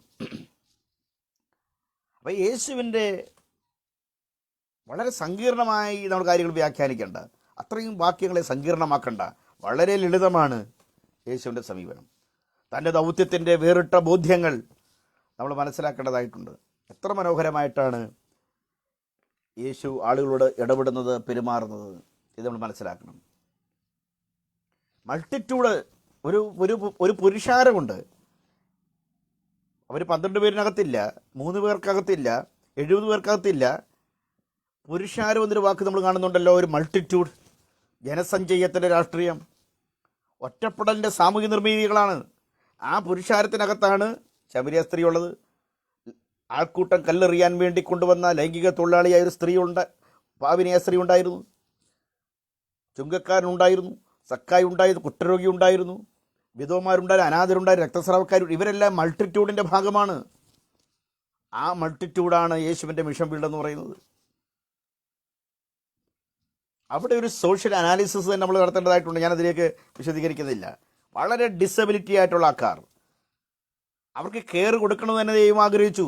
പക്ഷപാതക്കാർ, അംഗവൈകല്യമുള്ളവർ, നടന്നു വരാൻ പറ്റാതെ ആൾക്കാർ എടുത്തുകൊണ്ടുവരുന്നവർ, അവരോട് കരുണ കാണിക്കുന്ന സഭയാണോ? ഒറ്റപ്പെടലിൽ അനുഭവിക്കുന്നവർ, ഏകാന്തത അനുഭവിക്കുന്നവർ, ബഹിഷ്കരിക്കപ്പെട്ടവർ, അവിടെയാണ് സഭ തൻ്റെ വേറിട്ട ദൗത്യം നിർവഹിക്കേണ്ടത്. സഭയുടെ സാമൂഹികമായ പ്രതിബദ്ധത ഏതാണ്? ഇത് നമ്മൾ മനസ്സിലാക്കണം. സമൂഹത്തിൽ നിന്ന്, ആലയത്തിൽ നിന്ന്, ആരാധന ചെയ്യുന്ന കുടുംബത്തിൽ നിന്ന് മാറ്റപ്പെട്ടവരാണ്. ഐ ഹാവ് നോ വൺ, എനിക്ക് ആരുമില്ല എന്ന് പറയുന്ന ഒരു കൂട്ടം ആൾക്കാർ. അവർ പ്രധാനപ്പെട്ടവരാണ്, അവർ വാലിഡാണ്, അവർ ദൈവത്തിന് വേണ്ടപ്പെട്ടവരാണ്, അംഗീകരിക്കപ്പെടേണ്ടവരാണ് എന്ന് പറഞ്ഞുകൊണ്ട് അവരെ തെരഞ്ഞു പിടിച്ച് ഈ മൾട്ടിറ്റ്യൂഡിൻ്റെ ഇടയിലേക്ക് യേശു ചെല്ലുകയും ആ ഒറ്റപ്പെട്ടു പോയ സമൂഹത്തെ നേരിട്ട് റീച്ച് ചെയ്യുന്ന ക്രിസ്തുവിൻ്റെ സുവിശേഷ ദർശനത്തെക്കുറിച്ചാണ് പറയുന്നത്. അതാണ് ഞാൻ പറഞ്ഞത്, തൻ്റെ ഇരകളുടെ മാനിഫെസ്റ്റോ പറയുന്നത്, വിശദീകരിക്കുന്നത്. ദരിദ്രന്മാർക്കും ബദ്ധന്മാർക്കും പീഡിതർക്കും വേണ്ടി അങ്ങനെ കഷ്ടമനുഭവിക്കുന്നവരുടെ അസ്വസ്ഥതകളുടെ പുതിയ പാഠങ്ങളും ഒക്കെ കണ്ടെത്തിക്കൊണ്ട് അവർക്ക് കൃത്യമായി ഇടങ്ങൾ നിർമ്മിക്കുന്ന ക്രിസ്തുവിനെ കുറിച്ചാണ് ഞാൻ പറഞ്ഞത്. അതുകൊണ്ട് അവരുടെ സമൂഹങ്ങളുടെ വീണ്ടെടുപ്പ്, ഒറ്റപ്പെടലിൻ്റെ സാമൂഹികമായ നിർമ്മിതികൾ, അങ്ങനെയുള്ള അവരുടെ സമൂഹങ്ങളെ വീണ്ടെടുക്കാൻ സഭയ്ക്ക് കഴിയുന്നുണ്ടോ? ലൈംഗിക ന്യൂനപക്ഷങ്ങൾ, വിധവമാർ, അനാഥർ, പരദേശികൾ, ബന്ധുപാർക്കുന്നവർ, ഭിന്നശേഷിക്കാർ, ചേരി പ്രദേശങ്ങളിൽ താമസിക്കുന്നവർ, തെരുവ് കുട്ടികൾ,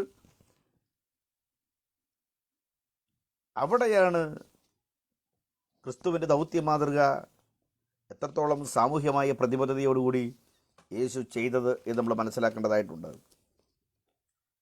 അതുകൊണ്ട് ഞാൻ പറഞ്ഞല്ലോ, പക്ഷേ ചർച്ചിനെന്താണ്?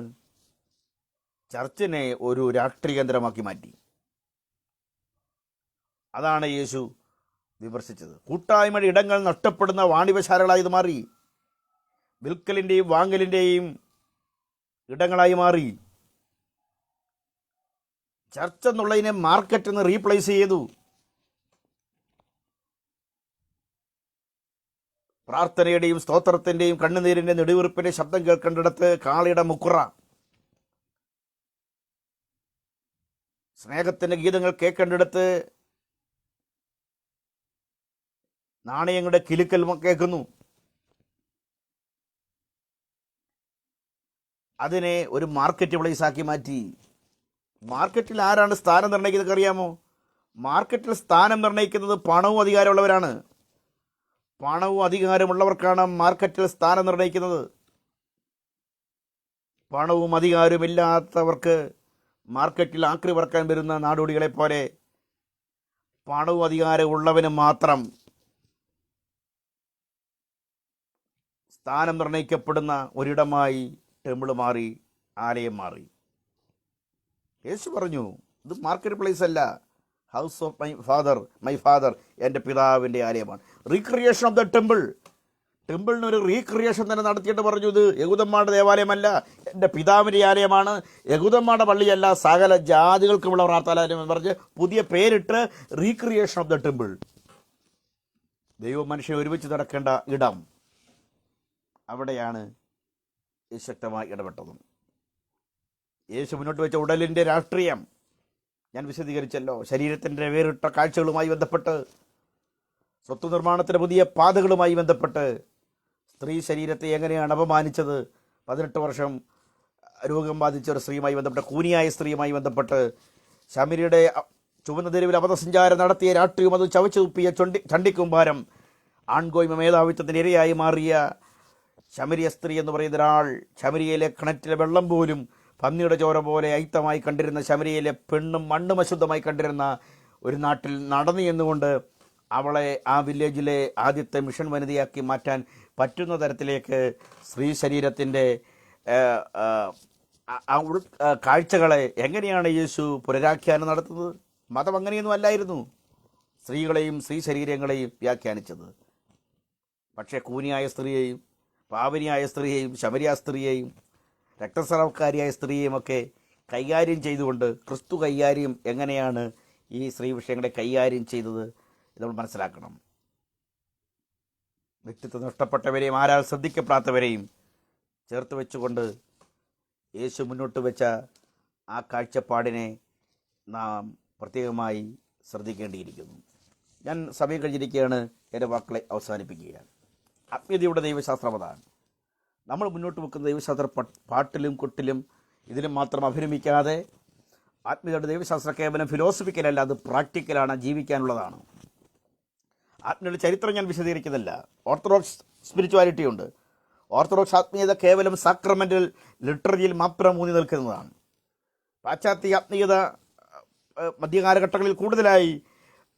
മധ്യകാലഘട്ടങ്ങളിലാണ് കൂടുതൽ വചനാധിഷ്ഠിതമായ ആത്മീയതയിലേക്ക് അത് കടന്നു വന്നത്. ഇമിറ്റേഷൻ ഓഫ് ക്രൈസ്റ്റുമായി ഒക്കെ ബന്ധപ്പെട്ടത്. പ്യൂരിറ്റൻ ആത്മീയത എന്ന് പറയുന്ന ഒരു സിദ്ധാന്തമുണ്ട്. ലൂതറിൻ്റെയും കാൽവിൻ്റെയും ഒക്കെ കാലഘട്ടങ്ങളിൽ പ്യൂരിറ്റൻ ആത്മീയത വിശുദ്ധിക്ക്, ഭക്തിക്ക് ഒക്കെ കൂടുതൽ ഊന്നൽ കൊടുക്കുകയും വെസ്ലിയൻ ചിന്താഗതി, വെസ്ലിയൻ തോട്ട്, ജോൺ വെസ്ലിയുടെ വെസ്ലിയൻ തോട്ടിലേക്ക് വന്നപ്പോഴാണ് മെത്തഡിസ്റ്റ് പ്രസ്ഥാനം വളരെ വിശ്വാസത്തിൻ്റെ അടിത്തറയായി ഹോളിനെസ്സിനെ, ക്രിസ്തീയ സ്വഭാവത്തിൻ്റെ പൂർണ്ണതയെ ഊന്നിക്കൊണ്ട് മുന്നോട്ട് ആത്മീയത അവതരിപ്പിച്ചത്. പെന്തക്കോസ് ആത്മീയത ഞാനൊന്നുകൂടെ പറഞ്ഞ് അവസാനിപ്പിക്കുന്നു. പ്രധാനമായി 5 കാര്യമാണ് പെന്തക്കോസ് സ്പിരിച്വാലിറ്റി. വ്യക്തിപരമായ അനുഭവം, പ്രസംഗിക്കപ്പെടുന്ന വചനം, പരിശുദ്ധാത്മാവിലുള്ള സ്വാതന്ത്ര്യം, ഈ ലോകത്തുള്ള പ്രതിപത്തിയില്ലായ്മ, 5 തിരുവചനത്തിൻ്റെ ആധികാരികത. ഈ പ്രധാനമായ കാര്യങ്ങളാണ് പെന്തക്കോസ് സ്പിരിച്വാലിറ്റി മുന്നോട്ട് വെക്കുന്നത്. അപ്പോൾ തന്നെ ഒരു കാര്യം നമ്മൾ മനസ്സിലാക്കേണ്ടതായിട്ടുണ്ട്. ഹോളിനെസ് ഒരു പ്രധാനപ്പെട്ട ഊന്നൽ തന്നെയാണ്. എന്നാൽ ഓർത്തഡോക്സിയിൽ മാത്രം ഊന്നി നിൽക്കരുത്. ഓർത്തഡോക്സി 3 വാക്കാണ്: ഓർത്തഡോക്സി, ഓർത്തോപ്പതി, ഓർത്തോപ്രാക്സി. ഓർത്തഡോക്സി എന്ന് പറഞ്ഞാൽ റൈറ്റ് ബിലീഫ്, റൈറ്റ് ടീച്ചിങ്, ശരിയായ ഉപദേശം. അതാണ് ഓർത്തഡോക്സി. പെന്തക്കോസ് ആത്മീയത ശരിയായ ഉപദേശം തന്നെയാണ്. ഓർത്തഡോക്സിൽ വിശ്വസിക്കുന്നു. ശരിയായ ഉപദേശം കൊണ്ട് മാത്രം പോരാ, റൈറ്റ് ബിലീഫ് കൊണ്ട് മാത്രം പോരാ. ഓർത്തോപ്പതി, റൈറ്റ് അഫെക്ഷൻ, റൈറ്റ് ഇമോഷൻ, ശരിയായ വികാരം കൂടിയാകണം. 3 ഓർത്തോപ്രാക്സി, ശരിയായ ജീവിതം, റൈറ്റ് ലൈഫ് കൂടാകണം. ശരിയായ ഉപദേശം, ശരിയായ വികാരം, ശരിയായ ജീവിതം. ഓർത്തഡോക്സി, ഓർത്തോപ്പതി, ഓർത്തോപ്രാക്സി, ഈ 3 കാര്യങ്ങളാണ് പെന്തക്കോസ് സ്പിരിച്വാലിറ്റി എന്ന് പറയുന്നത്. സിദ്ധാന്തങ്ങൾ മാത്രം പോരാ, ദൈവശാസ്ത്രം മാത്രം പോരാ, അത് വികാരമായി മാറണം. ക്ഷമയൊരു വികാരമാണ്, സ്നേഹമൊരു വികാരമാണ്. അതിസൽക്കാരം, ലേഡീസ് മീറ്റിങ്ങിന് വായിക്കേണ്ട ഉപന്യാസം അല്ല, വീട്ടിൽ വരുന്നവരോട് കാണിക്കേണ്ടതാണ്.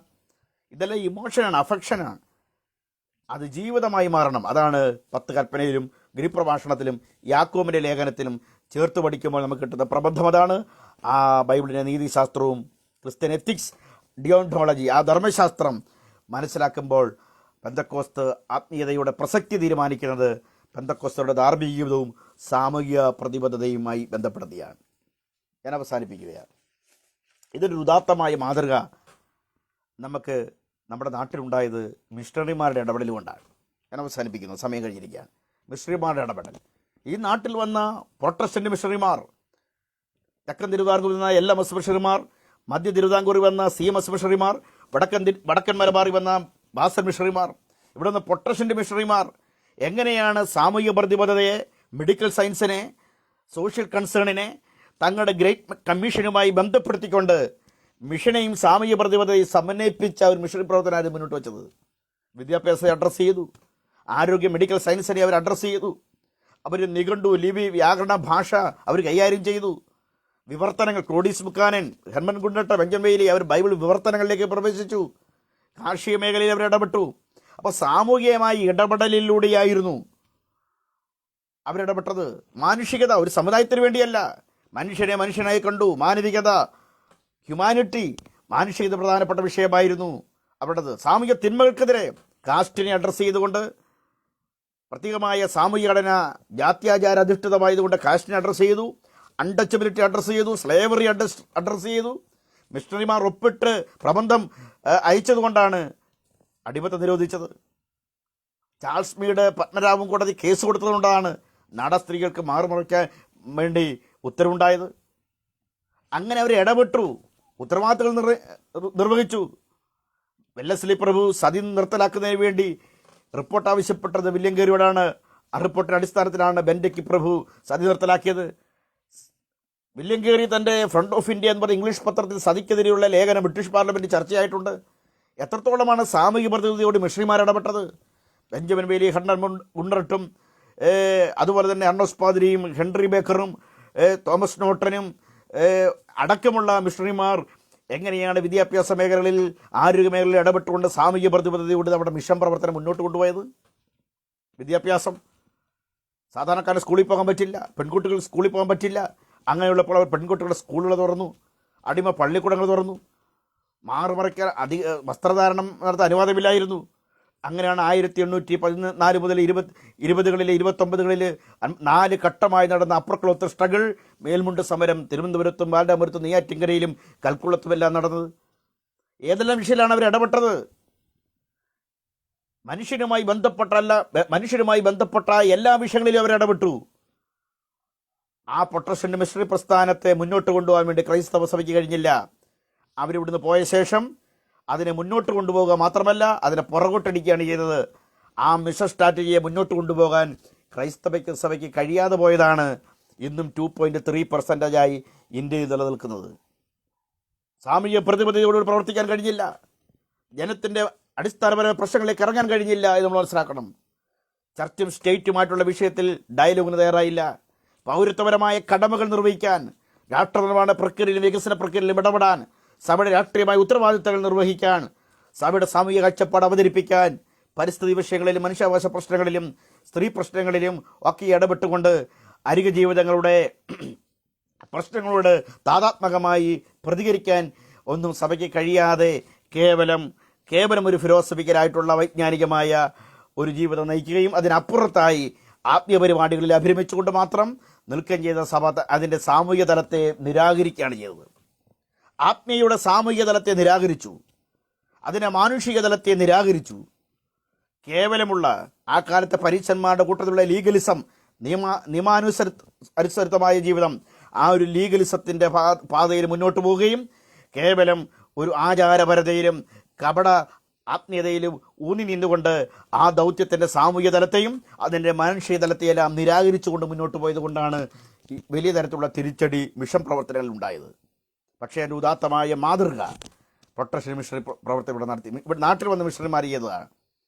അവർ സുവിശേഷത്തെ സാമൂഹ്യ പ്രവർത്തനങ്ങളുമായി, സാമൂഹ്യ പ്രക്രിയയുമായി പരിവർത്തിച്ചുകൊണ്ട് ദൈവശാസ്ത്രത്തെ ജനകീയമായി അവതരിപ്പിക്കാൻ മിഷണറിമാർക്ക് കഴിഞ്ഞെന്നുള്ളതാണ്. വാക്കുകളെ അവസാനിപ്പിക്കുമ്പോൾ, പ്രിയമുള്ളവരെ, സാമൂഹിക പ്രതിബദ്ധതയോട് സഭയുടെ രാഷ്ട്രീയ ഉത്തരവാദിത്തങ്ങളും സാമൂഹിക കാഴ്ചപ്പാടുകളും നിർവഹിച്ചുകൊണ്ട് എങ്ങനെയാണ് സ്നേഹവും കരുണയും അനുകമ്പയും സഹാനുഭൂതിയുമെല്ലാം ദൗത്യത്തിൻ്റെ ഭാഗമായി കൊണ്ടുപോകാൻ വേണ്ടി, അവർ സമൂഹയുടെ വീണ്ടെടുപ്പിന് വേണ്ടി ബഹിഷ്കരിക്കപ്പെട്ടവരുടെ, പുറന്തള്ളപ്പെട്ടവരുടെ അംഗീകാരത്തിന് വേണ്ടി സുവിശേഷത്തെ സാർവലൗകികമായി പരിവർത്തിപ്പിക്കാനും വളരെ മനുഷ്യസ്നേഹപരമായി പെരുമാറാനും സഭയുടെ സാമൂഹികമായ ദൗത്യത്തെയും പ്രതിബദ്ധതയും തിരിച്ചറിയാൻ ഈ സന്ദേശങ്ങൾ, ഈ വർത്തമാനം പ്രേരകമാകട്ടെ എന്നൊരിക്കൽ കൂടി ഓർമ്മപ്പെടുത്തിക്കൊണ്ട് ഈ ആശയങ്ങളെ ഇവിടെ പ്രതിഫലിപ്പിക്കാൻ അവസരം നൽകിയ പ്രിയപ്പെട്ട ഫെബിനോട്, തൻ്റെ ടീമിനോട് എല്ലാം നന്ദി അറിയിച്ചുകൊണ്ട് എൻ്റെ വാക്കുകളെ അവസാനിപ്പിക്കുന്നു. സുവിശേഷം നമുക്ക് നമ്മുടെ ദൈവശാസ്ത്രം ജനകീയമായി നമുക്ക് അവതരിപ്പിക്കാം. മനുഷ്യനത് പ്രയോജനപ്പെടും വിധം മനുഷ്യൻ്റെ സമഗ്രമായ പ്രശ്നങ്ങളെ അഡ്രസ്സ് ചെയ്യാൻ പറ്റുന്ന തരത്തിലേക്ക് സുവിശേഷം നാടിൻ്റെ ഒരു ആശ്വാസ വിഷയമായി മാറട്ടെ. അത് കേവലം ഒരു ആത്മീയ പരിപാടിക്കപ്പുറത്തായി അത് നമ്മുടെ വിശ്വാസവും ആചാരവും ആരാധന വിഷയവും മാത്രമല്ല, സമൂഹത്തിനും രാഷ്ട്രത്തിനും സൊസൈറ്റിക്ക് ബാധകമാകേണ്ട ഒരു മൂല്യവ്യവസ്ഥയും ജീവിതവസ്ഥയുമായി അതിനെ പരിവർത്തിപ്പിക്കാൻ വേണ്ടി നമുക്കിടയാകട്ടെ. അതിനുവേണ്ടി ഈ ചിന്തകളും വർത്തമാനവും പ്രേരകമാകട്ടെ എന്ന് ഓർമ്മപ്പെടുത്തിക്കൊണ്ട് വാക്കുകൾ അവസാനിപ്പിക്കുന്നു. God bless you. ഒരിക്കൽ കൂടി എല്ലാവർക്കും വന്ദനം.